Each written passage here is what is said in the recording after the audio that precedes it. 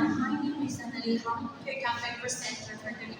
Our topic is about Gestalt psychology. So when we say Gestalt psychology, it's a school of psychology that focuses on how human perceives. So when we say perceive, it is how we understand and interpret the world around us.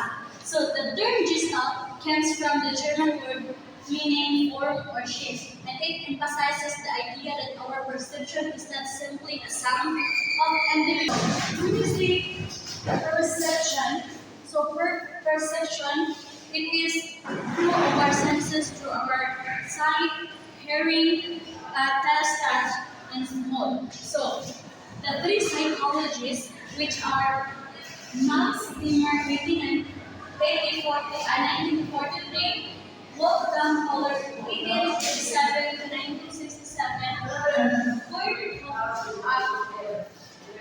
Kafka, 1887 to 1941, was studied perception and concluded that perceived organs are not passive but rather active. So when we say passive, it is about the learners are not just active to do something. So and these three psychologists they studied about our perception as a learners na dapat where we should be inactive to do something kanang imbes na kanang hinay kay tao kanang lihok so kanang ginag-studyhan na dapat maging active sa. So also the psychologists suggested that learners dili ang tao just to collect of information, but they actively process and restructure data in order to understand it. So when we say restructure data, rearranging information in a different format. So it involves changing the way data and stored categorized or presented to make it more useful and understanding. So in short, na restructure data na para i-change na to ang gawin na to na pamaagi para ma-boost na siya o ma-acceptan kaayo siya sa as a learner. So,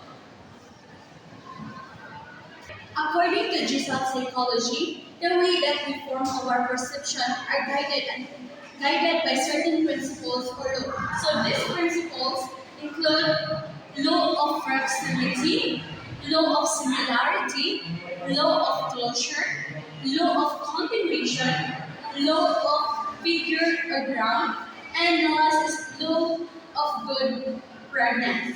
So, Gestalt principles, the first is law of proximity. So,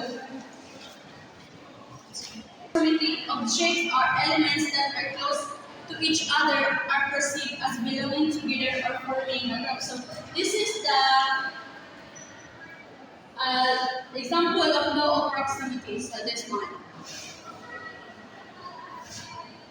So they are just close to each other, so are perceived as belonging together or forming a group.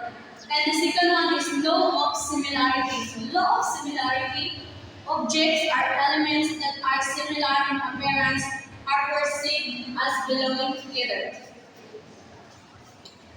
Like this one. So this is the law of similarity.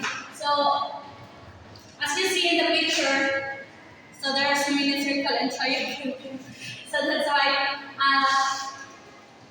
similar in appearance are perceived as belonging together also.